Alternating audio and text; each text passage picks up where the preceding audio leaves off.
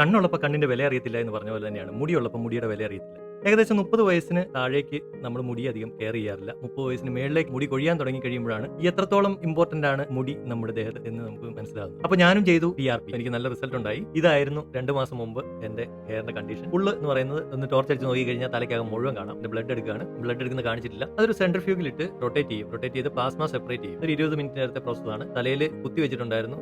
Local anaesthesia എടുത്തിട്ടുണ്ടായിരുന്നു. So എന്റെ തലയൊക്കെ മരച്ചിരിക്കുകയാണ് ഗൈസ്. ഇതാണ് നമ്മുടെ ഡോക്ടർ ശങ്കർദാസ്. അപ്പോൾ ഇത്ര വീഡിയോയെ ഞാൻ എടുത്തിട്ടുള്ളൂ.